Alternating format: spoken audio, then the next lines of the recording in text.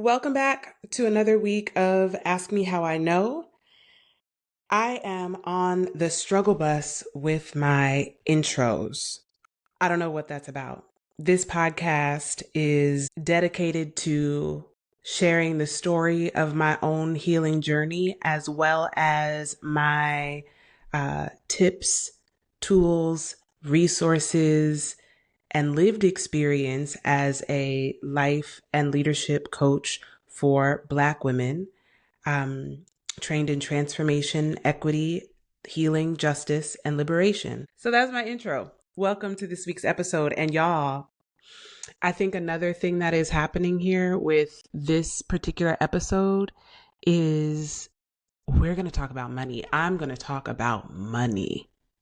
I'm going to say the things about money. And I have a lot of parts about money that have served me in some really excellent ways in my life, and also in their efforts to protect me from failure or demise or destitution. They have also perhaps limited me.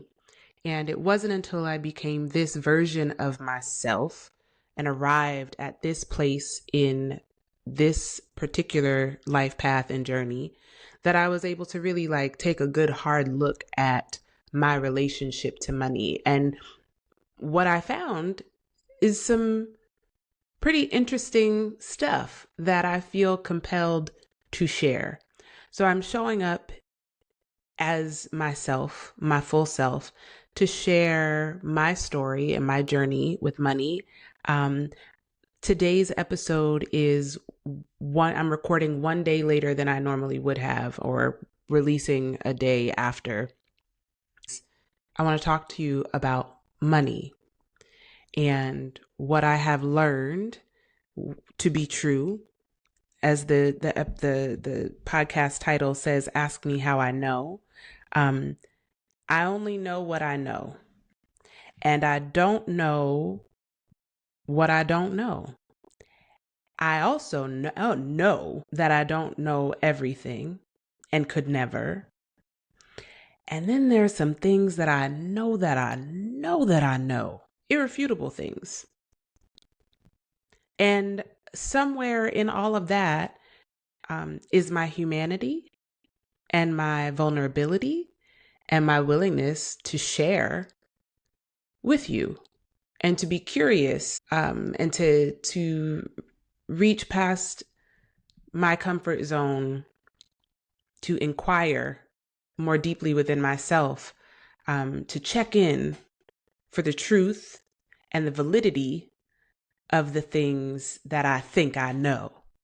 You know? So Ask Me How I Know is that podcast.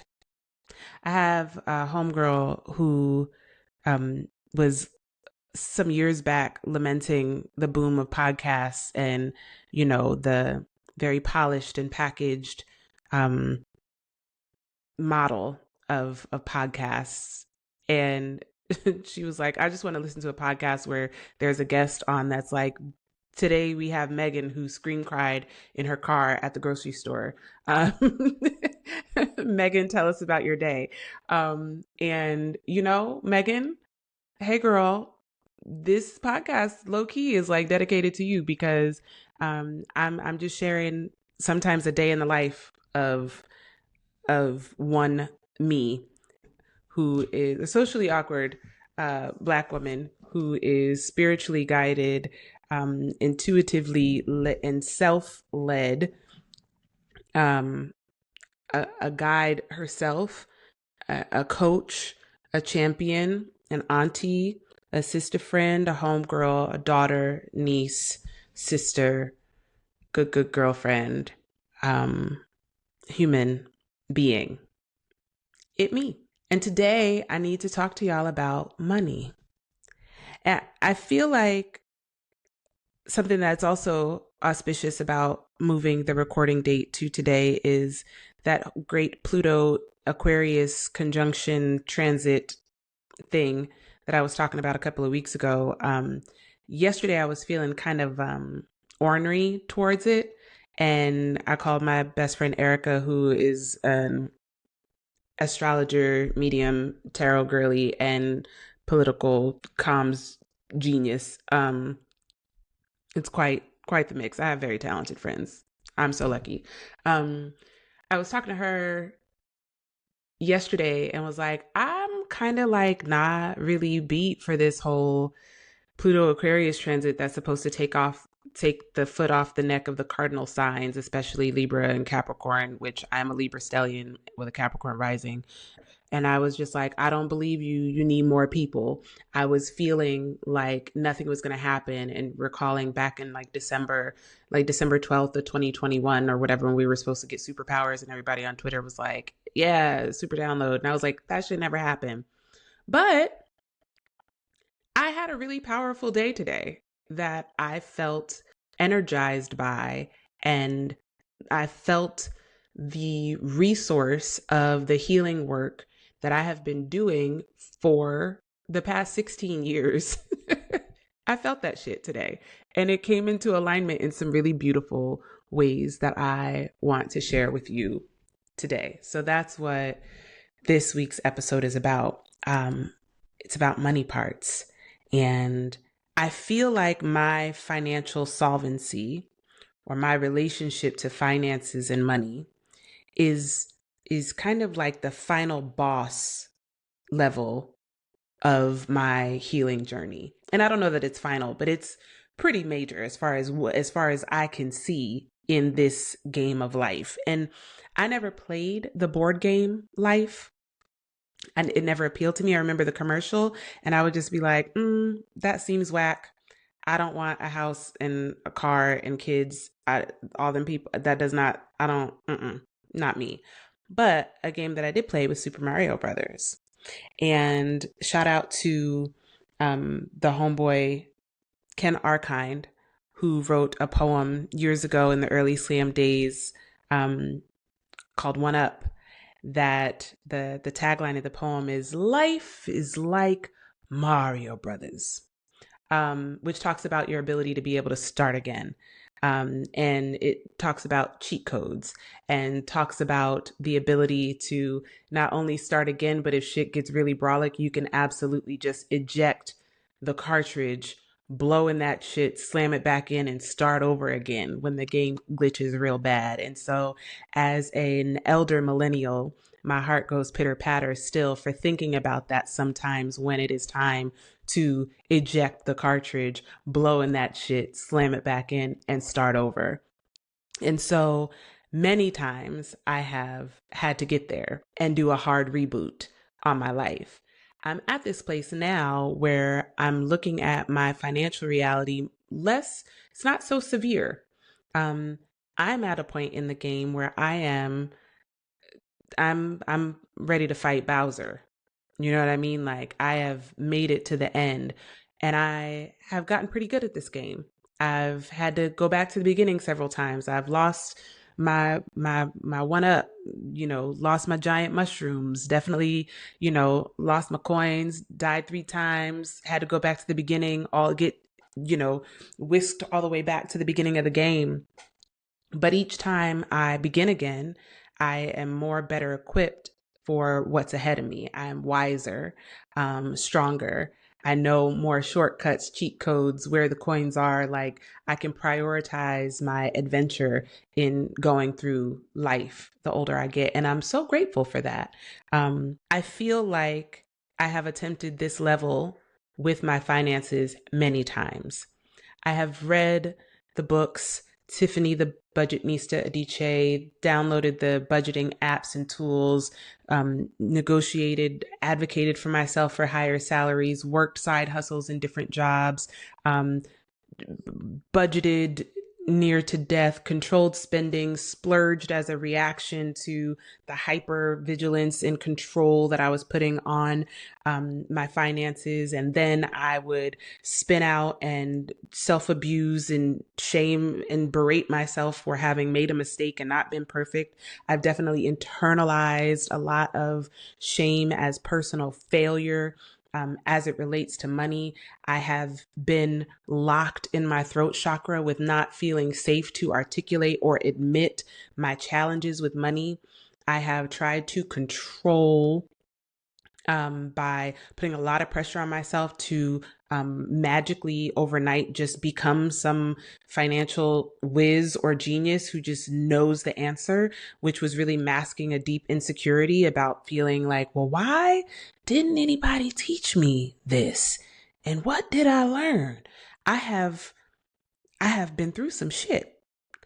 But with work, with healing, with growth, with maturity, with grace and compassion for myself, I've come to this place of self leadership and self awareness where my whole being has been able to access calm and curiosity and courage and compassion and connection and creativity in such ways that I feel more capable in my approach of like, well, let's see what money has for me. If all of this energy and emotions are tied to money for me, let me get curious, more self energy, get curious about what it's trying to tell me. What does money want me to know that I have just not been listening to because I've been so dedicated to just haranguing it and beating it to death to understand it. What are some things that are up underneath the emotional connection, my emotional relationship to money? And how can I change that? So the foundation of my financial literacy, I trace that back to my, like, where did it come from? Where is the root? And before I was, I think, entirely conscious of it, when I was at a certain stage in my healing process, like as a teenager, young adult, I had a lot of smoke from my mama about money. I had a lot of smoke from my mama. I blamed, there was a part of me, my younger 17, 18, 19-year-old part, that was very angsty and resentful and kind of ragey and angry and mean spirited even toward my parents about money. You know, I was, you know, full of piss and vinegar as it related to what I had an expectation of them that was unreasonable um, and maybe warranted, right? But like expectations are not agreements. And our relationship wasn't set up in such a way where they were doing much to equip me with information that they did not have. You know what I mean? Like, your parents can't teach you what they don't know, right? So I had to dig a little bit deeper in identifying my relationship or the origins of my lessons, my first lessons around money. And that honestly brought me to my grandfather.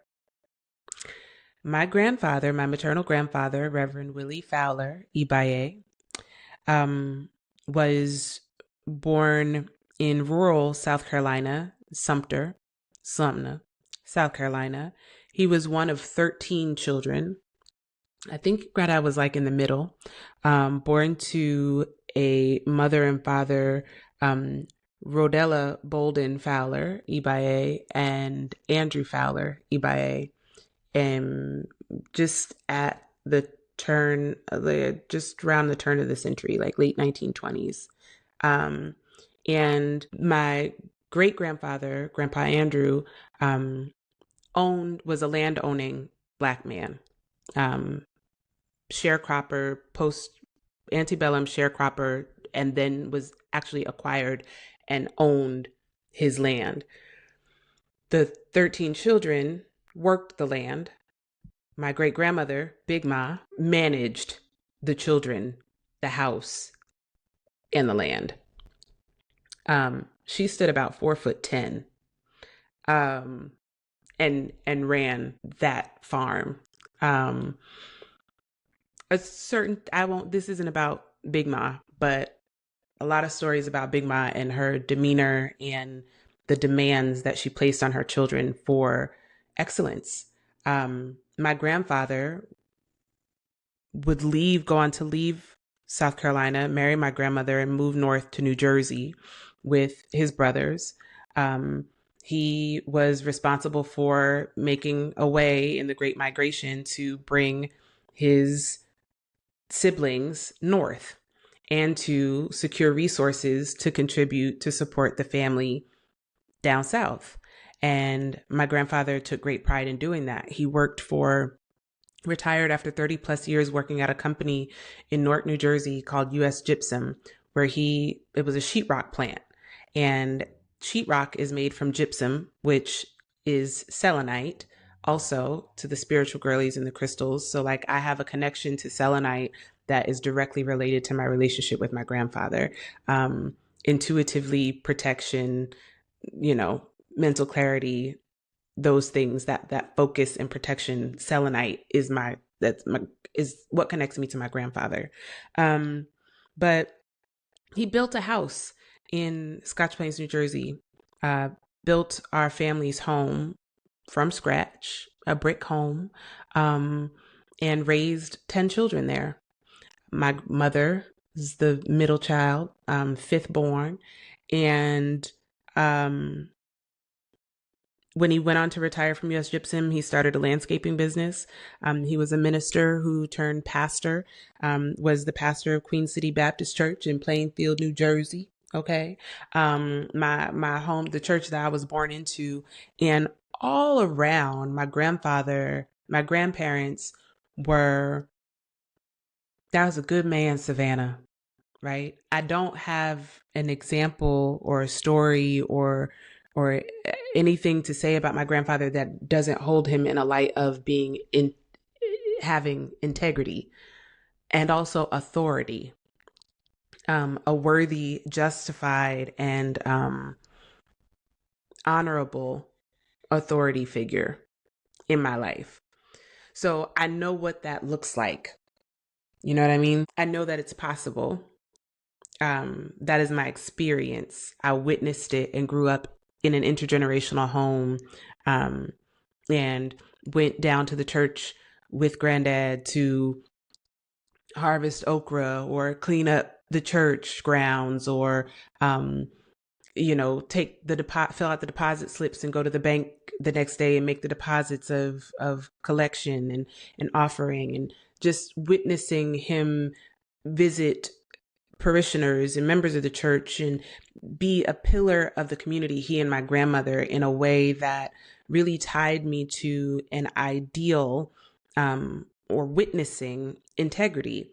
And so while my grandfather wasn't an extremely learned man, in the sense that, we went to school until 8th grade. And then once you got that middle school, you got your arithmetic down, reading, writing, arithmetic, cool. Go on ahead and get out in them fields. So he worked more than he was an academic, but he valued education, and imposed the importance of that onto me, and also was very vocal about celebrating me for my mind, and for speaking, and would see me and appoint me to positions to be able to do things and take on responsibilities because he saw me. So the recognition that I received from my grandfather, who's an Aries man, mutton chops, very stern, sweet spirit with like a warm smile that would like light up a whole room, but also a stern, strong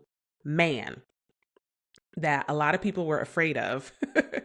um, so there was this balance in what I was able to witness in my upbringing. And so he wasn't necessarily sitting me down on some rich dad, poor dad type shit. I immediately am like, I cuss and talk about my grandfather. My grandfather did not swear. My grandparents did not swear. But I learned so much about money from him because he taught me certain principles about how to engage, how to be organized with your paperwork and receipts, and to sit down and pay your bills, and to not write checks that did not have money in the bank to support them, to not write checks if you had cash, to not fool with messing up your credit, or the importance of having credit so that people would see you as credit worthy, but not relying on credit to do anything, or many things, and to still be able to have things, nice things that you need. These are just some of the lessons that were imparted on me that I didn't realize at the time were things that my grandfather was teaching me, by example and by showing me. So when I say that he was a stern Aries preacher man, with a working orientation to life, my grandfather was an exemplar of resource, and he lived in such a way that explained to me how resources would benefit having your needs met to be well. So what do I mean by that? He modeled the importance of connection and being a person of your word, a person of integrity. So your word is bond. You mean what you say, and you say what you mean. And you choose your words in such a way that are in alignment with what your truth is. We were not allowed to tell stories, or lie. We weren't even allowed to say lie or tell somebody that they were lying. It would be, she's telling stories about me. So this idea of connection and being able to maintain solid, good, and working relationships based off the integrity and authenticity of who you are and how you were raised, to know that when you go out into the world, we want people to know you've been raised, was the programming that I was receiving growing up in this intergenerational home with my grandparents at the helm, and my grandfather being more of the I can show you better than I can tell you example of how to be in the world in relationship to finance and money. But it taught me a lot about physical well-being as resource, about how money can create access points to be able to take care of oneself and have the things that you need: groceries, supplies, food, water, shelter, clothing, a car to ride in, gas in the vehicle, insurance on the car, your license is in place, your tickets are paid, you don't have, your name is not out here being dragged through the mud because you are using the money to create wellness for yourself. And that is what you need. You need to be well.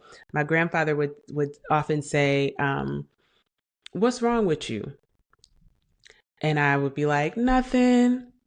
And he would say, well, what's right with you? And it was just like this appreciated pivot of, and as a kid, I would be like, I'm okay. I'm fine. You know what I mean? But just this reminder to check in and be present to what was going on. It was so trill. But he made things have meaning. I remember my grandfather would tell a story about his father, having loaned a person. So my grandfather was a stickler for borrowing money. Like, you should never lend someone money with the expectation that you will get it back. If you need it back, then you should say no when they ask to borrow it. Okay. This is how he was like, hey, listen, it's all right to say no. This is how you have a boundary around some things. But he told a story about how a man had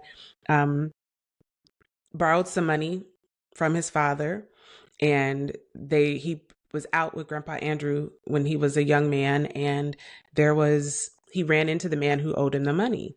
And Grandpa Andrew confronted the man to ask him to pay his debt if he had the money back. And the man, like, pop styled tried to, play in Grandpa Andrew's face and was like, oh, I would give it back to you, but all I have is $100 bill. And Grandpa Andrew was like, oh, let me make change. Okay. Big Nino Brown, like, let me go ahead and show you that, like, this isn't about me needing the money back. This is about you having a debt to pay. And also you trying to be out here playing in my face in front of my son, and I don't even play that. So, like, what's good, So this is the men's I was raised by. This is my ancestry, right? That sense of autonomy is also like a need, a deep need that humans have, is to be able to say, like, this respect and autonomy that I have for myself to be self-sufficient and to be in the world without, you know, being out of alignment with my values or integrity, especially to be able to, have that happen in front of his son. My grandfather said that that was a pivotal moment for him in understanding the importance of always having some money in your pocket and not to be out here in these streets running around wild with money. So yeah, no, I didn't get lessons on the stock market exchange as a kid. There were no trust funds or Roth IRAs or things like that. But I did not understand myself to be poor or lower class. I didn't think that we were rich, but I didn't know, I didn't go without anything. I mean, I wasn't allowed to have like $200 sneakers and stuff like that. And I really wanted some Air Max. And my mom was like, psych, you better take these bubbles and keep it moving. Get you some kids and keep it cute, girl. And don't get them dirty because we're going to need fresh whites on the 4th of July. All right. But that was the foundation of like my understanding of money. Okay.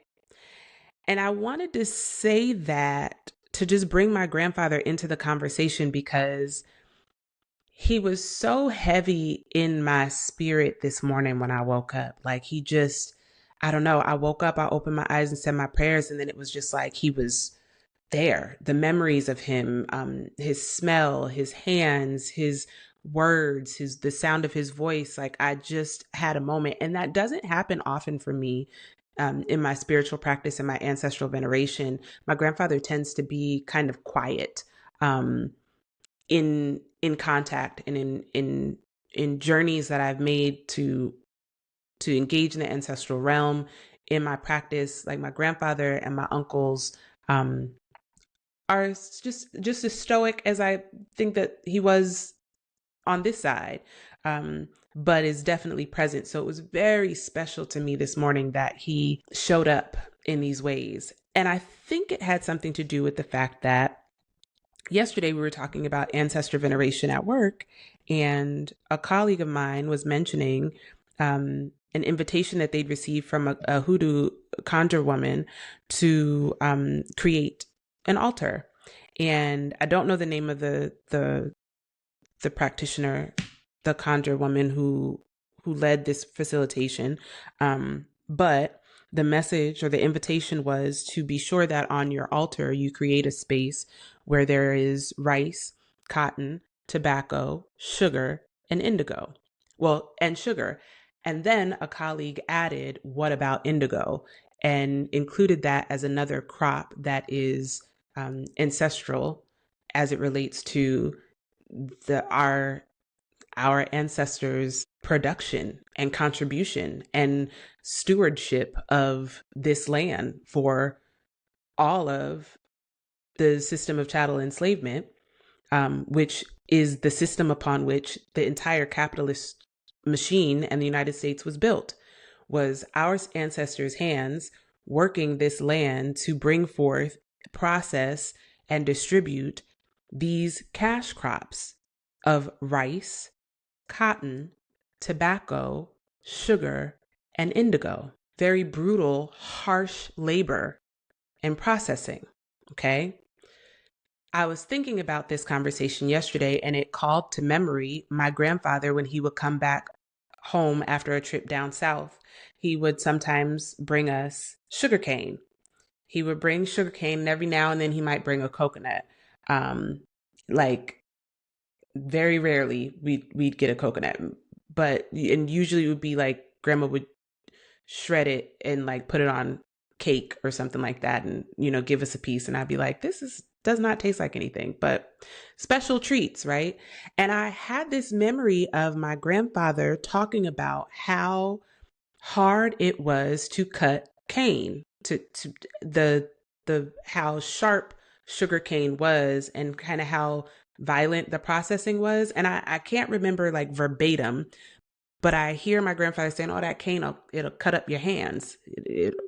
it'll cut your face, it'll cut you up if you're not careful.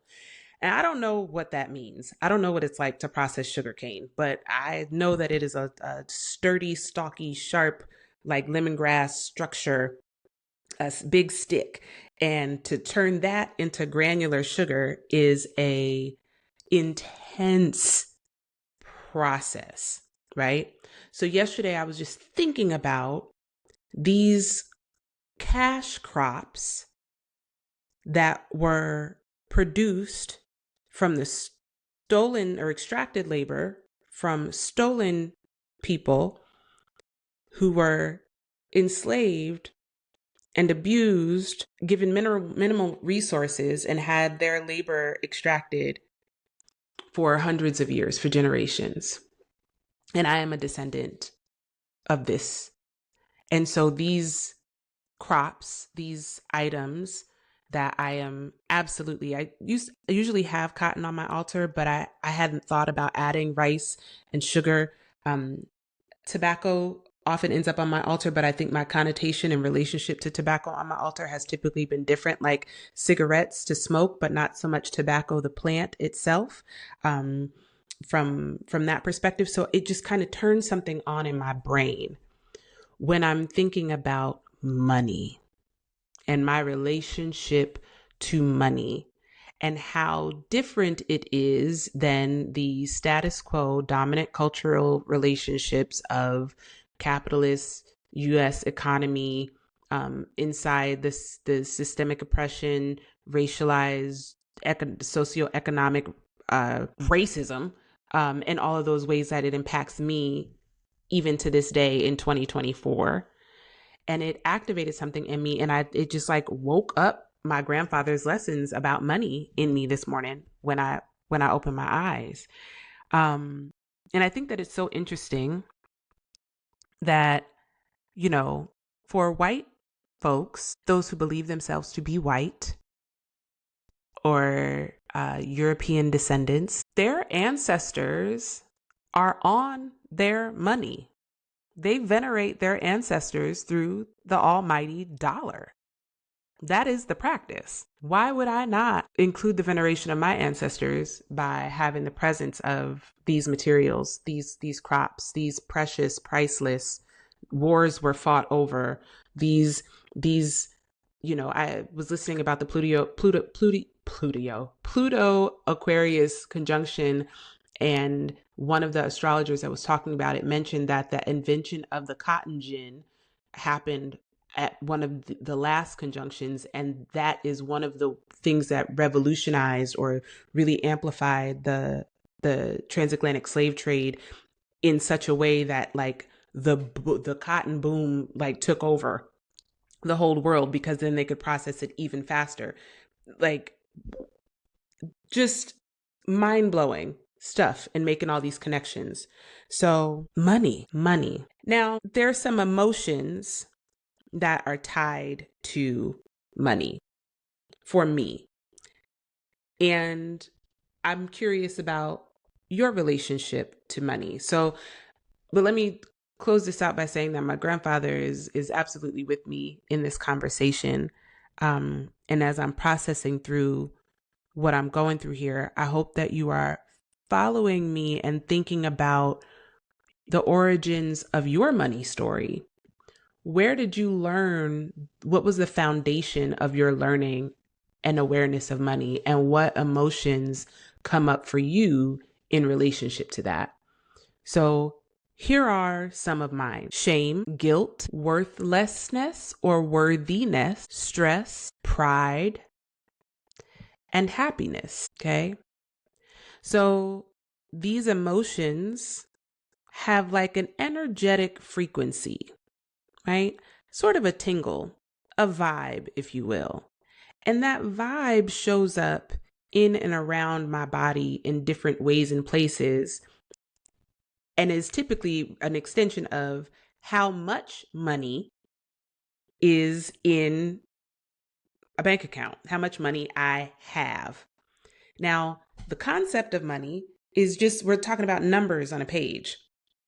I'm not talking about gold doubloons or stacks of cash under the mattress or any of those things. These are arbitrary numbers. Money is a made up concept and entity that is used to quantify the exchange of, to give us a value that justifies a transaction or an exchange of goods and services that for a long time was stolen and extracted from human beings who I am a descendant of. So for me to have a complex relationship with money is not unusual. For Black Americans who are descendants of enslaved Africans, it is not unusual for us to have sticky relationships with money. It is also not exclusive. Our relationship to money is not exclusive to Black folks in America. I think it's a global epidemic, a global phenomenon that we don't talk about enough, because we would have to talk about capitalist, imperialist, patriarchal, racist societies, global domination and colonization in order to address it. And as we have witnessed here recently and forever, if you are half a inch, a pinch of consciousness in you, that is just not a conversation that a lot of folks feel comfortable having. But damn if it's not the one that needs to be had. So I'm working through my money shit. I'm working through it. These emotions that resonate at or have a vibrational frequency that is kind of like high to lows in where I feel them in my body. And I wonder where they live in yours. Now, I am a student of Dr. David R. Hawkins, the map of consciousness, the map of human consciousness that really ties our emotional states of being to these frequencies of feeling frequencies, and gives us kind of a logarithmic scale of how we can transmute emotional states to literally vibrate higher in the world and how we show up, and that our ability to increase our energetic frequency or vibration, all ships rise with the tide of that.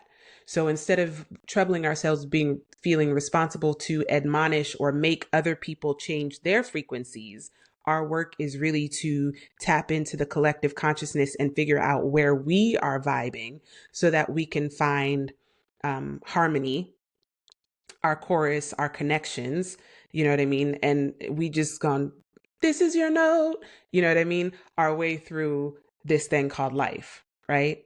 So in Dr. Hawkins' map of consciousness, shame and guilt are the two at the bottom, down in the root area, in your root location, as far as low frequencies, low vibrations. And he basically says that the emotional state that is a near friend, to use a Brene Brown reference, but a near friend to shame, the emotional state to shame is humiliation.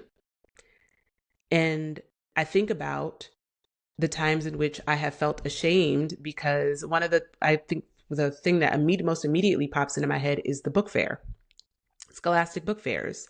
Feeling ashamed because I do not have money to buy all the books. And of course, I want all the books. As you can see in my background, I want all the books all the time. This is not even, I feel like I have to stop myself from buying more books because it's a pain in the ass to move them, but the books, right?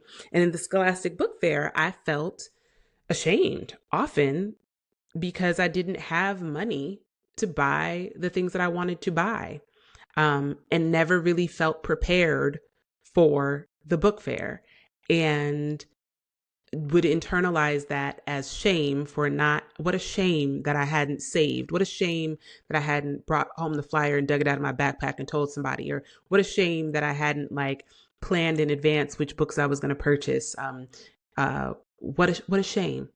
Right. And that made me feel a sense of humiliation to line up, go down to the book fairs, line up in the hallway, wait for your class's turn to go shop. You got a timer is set. You only have so much time to browse. All the kids are buying stuff, and it's just kind of Stressful, so stressful, and a humiliating experience. I was a kid, I would like come back with like an eraser, pencils, you know what I mean? Like something like that. But I really wanted, a big, beautiful, like, cardboard pop-up book, or, coloring books, or Goosebumps texts, or whatever, any of those things that it was like, well, yeah, I could just get that at the library, I guess. And it's going to smell like boogers, but I could do that, humiliation. Um, One up from shame is guilt. And guilt is a near friend to the emotional state of blame. And I mean, think about where you feel that in your body. If you feel that in your body, if that resonates. For me, the blame I mentioned earlier, where I blamed my mom just because she was there. That wasn't fair. I mean, who else was I gonna blame? You know what I mean? I blamed myself and tied it to this third level of feeling worthlessness. And typically when you are feeling worthless, this worthlessness is not one of the states of being that is on the Hawkins scale, but worthlessness as an emotion is connected to feeling weak and being fearful, right? Like not feeling empowered, not feeling strong, being afraid, and sometimes either paralyzed by that fear, moved to feel fight or resistance, to lash out in response to the fear, or to fawn and to people please, and kind of just, internalize whatever is happening there. Worthlessness. Stress is stressful. Poverty is stressful. And again, I was not in poverty, but poverty, lack, is stressful in a society that everything messages to you that you are supposed to be a consumer. And in order for you to participate in this consumer society, you better have some money. It's Christmas time. It's time for Christmas lights and decorations and food and grocery bills. And you are supposed to be consuming. What's wrong with you? Get into the holiday season. It's high stress. It's Black Friday. Go, go, go. That stress is going to kill your ass if you do not eliminate it from your life. And one of the ways that it sneaks in is by way of capitalism. And this consumer ideology of like, oh, I must eat everything. I need to have it. I need to have it. Once I have it, then I'll be better, and then I'll do more. Once I have it, then I'll do what I said I was going to do, and then you'll be happy. No, no. No, no. We got to be exactly who we are and do what we are purposed to do, what we are called to do, and then have our needs met as a result. I'm just saying. So, yeah, got to eliminate the stress. Now, some other feelings that I have around money are pride and happiness. This is not an exclusive list, but I feel proud of myself that I have become accustomed to a certain life. As my stomach growls and I'm like, I'm going to eat another slice of pizza, right? Not because I don't have. So I feel a sense of pride that is related to this need to feel successful and to be confident that I have the capacity, the skills, the tools, the education, the wherewithal, and the resources to be able to navigate this late stage capitalist hellscape called America 2024. Okay. And, happiness, people say, money doesn't buy happiness. Sure, it doesn't. It does not. But to be content, to have your needs met so that you can eliminate the stress of meeting the need and navigating the gauntlet, the Thunderdome, the capital that is America. We're literally not out here fighting the Hunger Games from District 13. Like, there's a certain level of contentment and power that is related to that. If you have your basic human needs met, you have food, shelter, water, clothing, fresh air, you know, physical wellness and abilities, those are privileges that are not just afforded every human being that's out here walking the earth, right? So there's some level of assumed impropriety, like social cultural impropriety that is mandated to shame us, to shun us from having conversations or connections to our emotions. On this podcast, I talk to you every week about feeling your feelings. Feeling your feelings as our bodies are our most genuine pathways to knowledge. Word to Audre Lorde. Our feelings let us know what we need. How we go about meeting those needs is best when done in alignment with the things that we value most about ourselves and the world. Nowhere in our feelings, needs, or core values of all of our humanness, money is not on any of those lists. It's not there because it's not real. We made it the fuck up and we make it mean. We assign value to it and make it mean things about who we are and what we deserve and how much we have and what they have and what you should have. We blame people. We resent people. We have jealousy attached to it. We make it mean things that it simply does not mean. And what we will say, we will not admit to needing meaning. We will not admit to needing connection. We will not admit to saying that we need expression, that we need authenticity, that we need integrity, joy, humor, beauty, communion, choice, independence, freedom, space, stability, security, support. We won't say that we need that. We will not admit our needs. But we will fix our mouths to say, I need money. The number of times in the past couple of weeks that I've seen this tweet, meme, thread, GIF, post going around on social media that's like, you're not depressed, girl. You just need $1.2 million. And I laugh at it and it's cute, but like, I think some of your faves, your famous celebrity faves would like a word because they have millions of dollars. And they are still very depressed and unhappy. So let's not conflate mental health and mental wellness with money. Like, we have to stop doing that. You don't need money. Money needs you. What do I mean by that?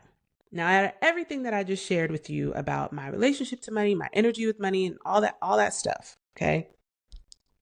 Money is an entity, perhaps an energy, a spirit, some might say, an inanimate object, depending on the form that it takes, right? If it's cash, maybe money is a concept, an idea, a number, arbitrary number that's organized according to a decimal system, calculated in this United States economy in dollars and cents.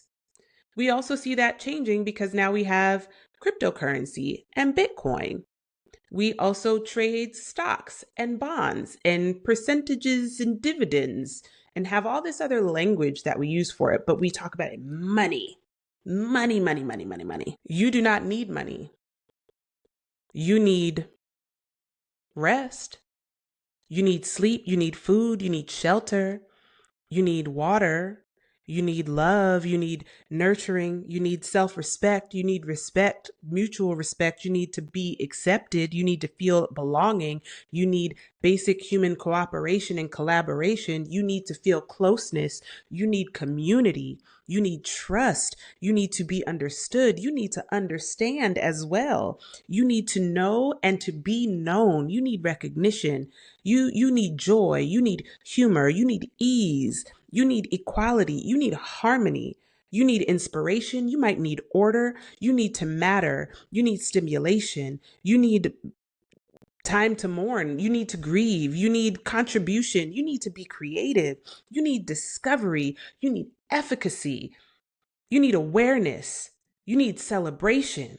You don't need money. Now, the way that society is organized, in order to access some of those things, the commodities, in some ways, the air, the food, safety, shelter, water, those things have been monetized, limited, redlined, marginalized, um, distributed in inequitable ways. They've been hoarded by the ultra wealthy. They are, bound up in interest rates and credit scores. And that's where money comes in. You don't need money. Money needs you.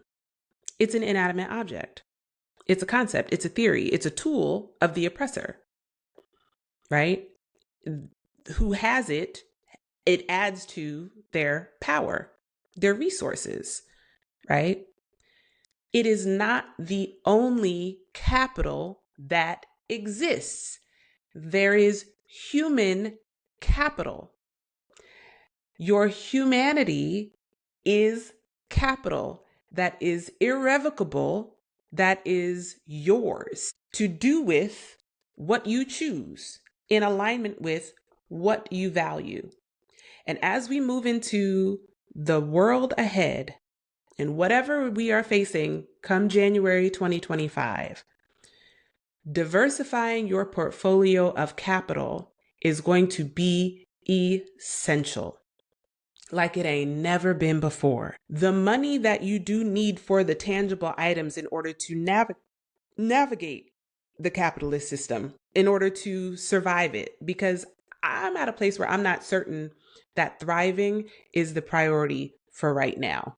I haven't really decided. Do I think that it's possible? Yes, I'm envisioning a future world where we get there, but I also feel like we might have to buckle down and really focus on some shit and looking at like, how do we grow our capital and shift a focus and look at money from a perspective of using it as a resource and a tool, money being currency.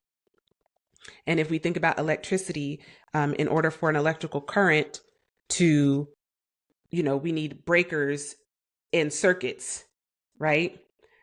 To open and close these currents for the money to flow through and to, right? Money needs you to activate it. You have to activate the money. It's waiting for you to activate it. But if you go to this current, to this entity, to this energy, remember how I talked about our emotional relationships, right? And where our emotional frequencies are. If we approach the energy of money, if our relationship to money is such that we are standing in relationship to money with a posture of, or from a place of a vibrational frequency of shame and guilt, that is the current, that is the trickle that's the trickle right there. That's the trickle down. That's the trickle. Shame and guilt. That's about how much money is going to come out that faucet, is at the level of shame and guilt. If our vibrational frequency and our diversification of our capital increases to places of love, enlightenment, joy, willingness, optimism, hope, if that becomes our vibrational frequency, then we are flowing in a different way where the currency of money, the current of money is flowing at that same level or at a similar level where we can catch it, right? We don't necessarily have the energy to reach up from shame all the way up to enlightenment and skip steps and just be able to snatch down enlightenment's money. Now, here's the thing.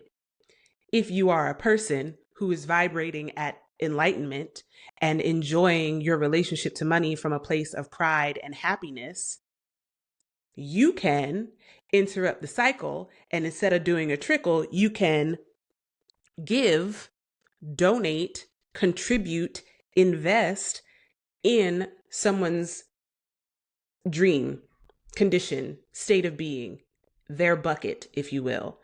And I'm not saying this from a place of charity or handouts. I am talking about the collective consciousness and the reality of our need for community and connection and building sustainable relationships and teaching invaluable lessons that we all need to learn. Being an exemplar, being like a Reverend Willie Fowler to some other human by showing and modeling good practices of authenticity and being of good character on this earth. Do what you will with that. If you are up here hoarding like the billionaires them do, we see what outcome that gets us. That gets us a Trump presidency. I mean, this is just my theory here. You don't need money, money needs you. You activate money. And I want you to think about some of the language about how you make money move. Money can't do shit until you tell it to. And even in our language, the words that we speak, when we're stifling and swallowing our relationships to money, we are afraid to say the number. We just talk about it, right? We talk about it from a place of stifled emotions and unmet needs. So we are ignoring and bypassing our emotional relationship to it, right? Not doing the tender work of introspection and self-inquiry and approaching it from a place of curiosity and whole self energy. We are parts and ego-led and driven with a capitalist setup, right? Is designed to do that. And we are just going to hustle hard. We're going to push through. When we do that, we find ourselves in a place where we are manipulating folks to get money and still bypassing the need that is underneath the emotion. There is an unmet need that is underneath the emotion that is attached to the money. So if I am, for instance, if I go back to me at the book fair, my unmet need and being ashamed may have been, I don't know, like, let's see, if I felt left out and I'm sad and lonely and I'm feeling anxious, what may have helped shift my perspective or my experience of the book fair would have been some inclusion, a sense of belonging, community, or connection, some way to not let me kind of trickle out to the sidelines and just stand there with my little sad eraser, feeling embarrassed and lonely and saddened by this experience. So to be invited in again, so somebody with a different vibrational frequency reaching and noticing and recognizing and saying there is more to share here. Again, props to socialism. Like, I don't know if we gonna get there. I might not get there with you, but you know, they on to something. Fred Hampton, he was on to something, you know? So yeah, the thing about if you are in a low energetic state, you become more susceptible to predators, to hustlers, to scammers. Like the man who played in Grandpa Andrew's face about not wanting to pay back that debt. If you are not rooted and grounded in self energy and knowing who and whose you are and having a diverse portfolio of capital that is connected to your ancestry and your full self critical consciousness, critical mass of your self energy, you become susceptible to the manipulation and abuse of folks who are just trying to get by, just trying to, trying to hit a lick. You know what I mean? And it becomes like a predatory thing. And we need to interrupt that cycle. So I really want to interrupt your thinking to give you, like, I'm not suggesting that you don't need money for groceries. I am saying that you in fact do. What if money isn't the thing, but connection is? What if resources? What if community is? What is the articulation of your need is?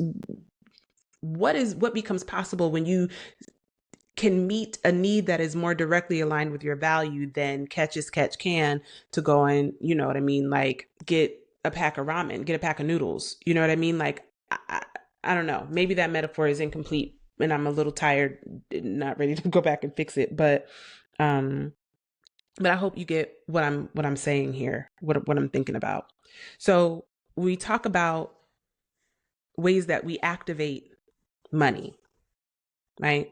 Because the money needs us to give it verb. Okay, we have to animate it. This entity, this currency, we got to flip the switch on that thing, and we got to, connect the circuit breakers. Like it's just, that's another metaphor that may be incomplete, but I hope you are rocking with me here. There are ways to activate money, and I just wrote down words, the verbs that we use to activate around money: transfer, spend, count, take, make, steal, give, burn, waste, lose, win, earn, inherit, withdraw, invest, deposit, gamble, save, grow, gain, grant. Just some words. I just said a lot of words. But those are all the different things that we can do with money. Like, money can't do shit unless you enact that verb upon it, right? In order for it to move. Thinking about that, how can your energy, like if you were to be standing in relationship to currency, how is your body positioned? What is your energetic level? Like, what is your relationship? What is your metaphor for how you are standing in relationship to money? For me, the most important thing that I could have done was to just tell the truth and say the numbers out fucking loud. Like, I could never understand why we talk about money, we don't actually say like, but how much money? Like, is that really the whole total? What is it going to cost? Like taxes and fees, and there's different line items and all that stuff, and hidden costs and hidden agendas and hidden this, like, oh, my parents, I came into some money. The parents left me some money, but don't never tell nobody how much money, because you don't want them to think that you got too much, because you don't want to have guilt for not being poor. You also don't want to be too prideful, because you might get robbed because somebody else is trying to hit a lick. But you actually don't want to like look like what you're going through. So you don't want shame to be on you. So you should just internalize it so that it looks all right, on the outside. So you should go ahead and buy that outfit, girl, anyway, so that you don't look like what you've been through, and go ahead and put it on the charge anyway. But we're not going to talk about it. I forgot, girl. I don't even know what the interest rate on that card is. It's something. I haven't opened that bill yet. I haven't even looked at that yet. Like, we are just gobbling up the shame and the guilt, child, and thinking that happiness is just going to come when the money shows up. And I'm telling you, those parts and feelings and emotions are still gonna be there. It will infect your relationship to your finances and every relationship that you have if you don't deal with that shit. And I mean, might you say, like, I divest from all of it? I believe in socialism. I'm not invested in the sustainability of capitalist society. Sure, like, listen, we could burn it all down tomorrow, and we still gonna have to figure out a way to be engaged in right relationship with one another for the mutual benefit of our survival. So again, this takes me back to the importance of diversifying our capital in ways that do not solely exist on money. And when we are in relationship with money, my invitation to you is to think about how you can get in right relationship with money so that your emotional relationship to money is resolved in such a way that it allows you to vibrate at such a frequency that you are very clear that on how you would like to manipulate the money, activate the money, make it do what you need it to do, and to not be afraid of it. I've been attending a lot of financial literacy workshops and networking events lately. And this morning, I spent about 2 hours on a call with a financial advisor as it relates to a retirement plan. And the reason that I did that is because, and perhaps I should have started with this, but I felt like I needed to start with my granddaddy because that was how we got here. That's how I woke up to it today. The conversation that I had with this gentleman was it was beneficial for a number of reasons. One, he's a Black man, who was speaking to me in a way that made me feel recognized, who heard me and allowed me to show up as my full self. So I had some questions, and he was open to the reality of my politic being having a radical Black feminist politic and looking at the whole system of capitalism very skeptically, but also understanding the necessity for me to resource myself because I am responsible for myself. And in order for me to continue to serve my community and serve women in leadership, I need to be whole. The movement needs me whole, which includes me having a command of and capacity for my financial situation. That is not something that just dawned on me today. It is something that I inherited from my ancestors, period. So that's what we did this morning. And something that was so helpful was just saying the numbers out loud. I was proud of myself because I did the work. I knew the numbers. I knew what the interest rates were. I knew what the debt is. I had the payoff plan in place and all of that stuff. And the hardest thing was when I got to the part of the conversation where it was like, this is your liabilities. These are your liabilities and these are your assets. And when I tell y'all that I had a moment where I felt like you could have put me in your pocket and put me up underneath, you could have balled me up and put me underneath the table, that's rocking. I would have just been the ledge that'll hold the table up, right? Like that was how small I felt in an instant when I realized that my assets, child, these books don't monetize like that. These books don't really count as an asset. To me, they are an asset. They're deeply valuable to me. They're priceless. But the stock market and capitalism, it don't really work that way.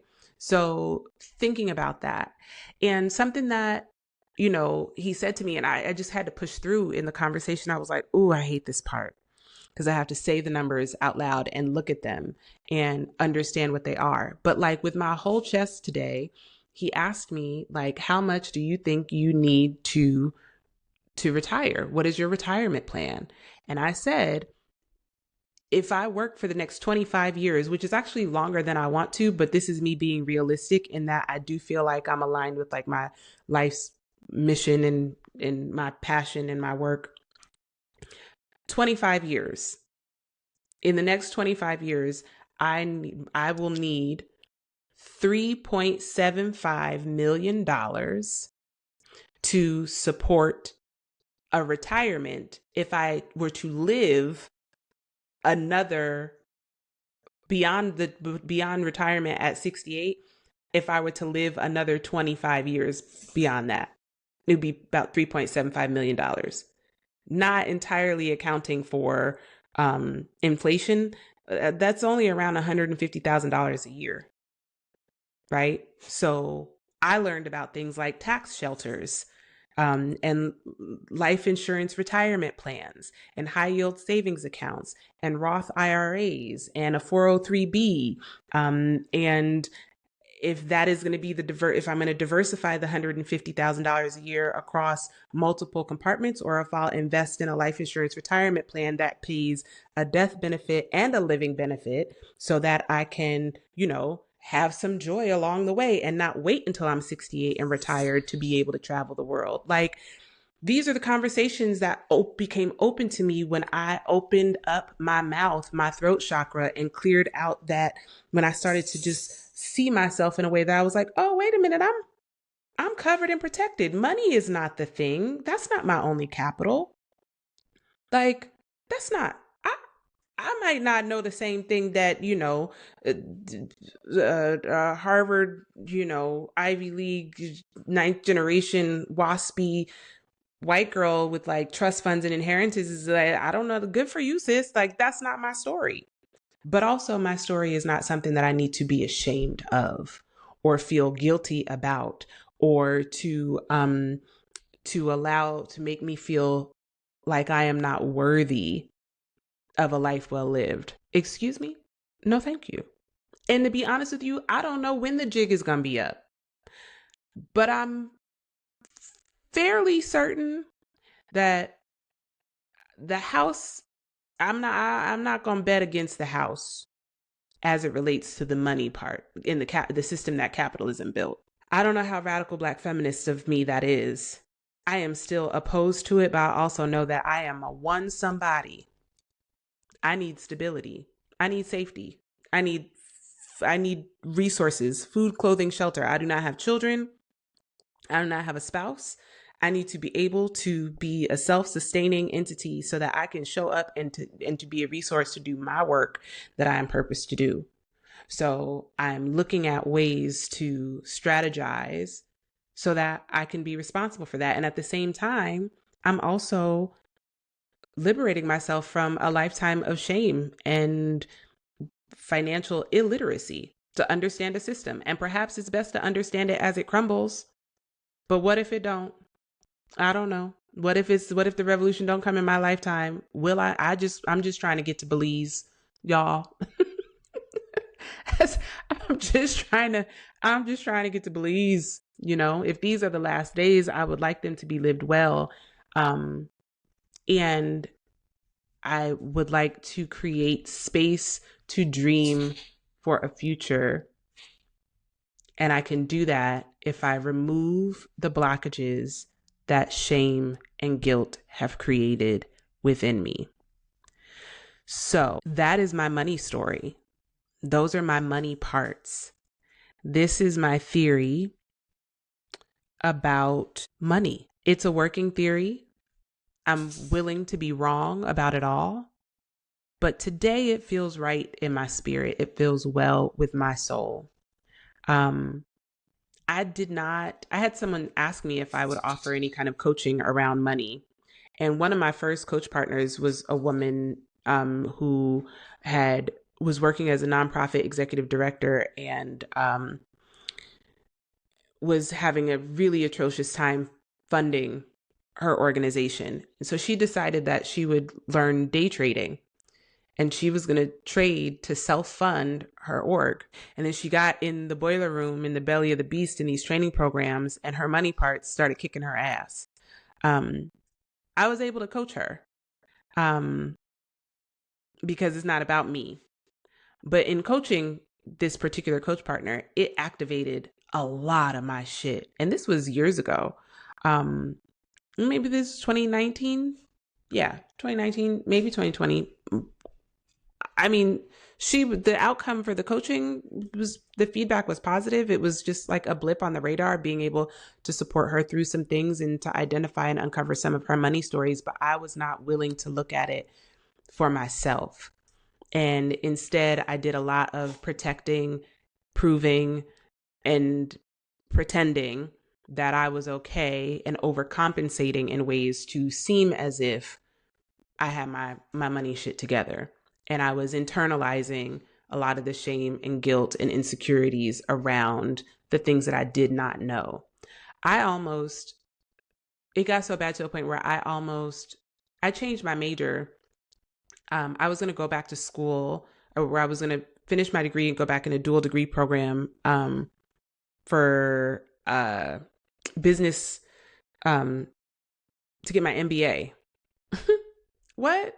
Girl, I don't want an MBA. I have absolutely no desire for an MBA, but I was going to torture myself through the process of getting an MBA and creating further harm by just really stepping into my own boiler room and belly of the beast to prove a point that, like, maybe if I waterboard myself with econ and numbers and capitalism, then somehow I will be worthy of not being broke anymore. Then people will have to pay me a salary that I'm worth. Then they will have to pay me parity on the dollar to white male counterparts. I will no longer be a part of the 67% or 67 cents on the dollar market as a Black woman. So I was willing to have myself experience harm in order to prove my worth and overcompensate for my insecurity about the things that the shame and guilt that I had been harboring since childhood around money. And I was willing to blame the system for keeping me in a state of oppression. And while there are some elements of that that very well may be true, I did not like the way that that reality made me feel, because it made me feel victimized and helpless and powerless and weak. And ain't nobody got time for that. So listen, do your work, babe. Do your work. I can help. I think I'm an excellent guide. Um, I have unlocked another level of understanding and being able to make those connections. I've helped people with money parts through coaching because it's not about me, right? Like, your agenda is your agenda. My responsibility as a coach is to witness you and to work alongside you and to just be a guide, to shine a light on the things that may have previously been unseen, to witness you along your healing journey and to support and strategize with you, to crystallize it and make clear your goals, to define things for you. You define things for yourself with my support and guidance that will allow you to reach the clarity, to witness your own growth and transformation, or experience, actualize, through your own growth, healing, and transformation, which is why I say that healing is possible, magic is real, and love is the answer. That's the work that we do in coaching. The work that I'm doing here in this podcast is mine in real time. I also have a coach. I'm surrounded by coaches. I speak coaching language, breakfast, lunch, and dinner. So, ain't no thing. I believe that you should absolutely, we all need somebody to lean on. But, so I said all that because I wanted to bring us to a close in this episode to remind you, not just that healing is possible, magic is real, and love is the answer, but that power and prejudice create oppression. You being empowered does not make you a sellout or a minion of the machine, or a capitalist tool. That's not what that means. By empowering yourself, or by witnessing yourself as being powerful, what you're really doing is just creating a place of articulation and awareness around, like, what you want, what you are willing to do and not do. I have a better definition of that I can't find. I don't know where it is on my desk. I have all these pieces of blue paper and all these notes that I wanted to share with you, and then I put them all to the side in one big stack, and now they're not here.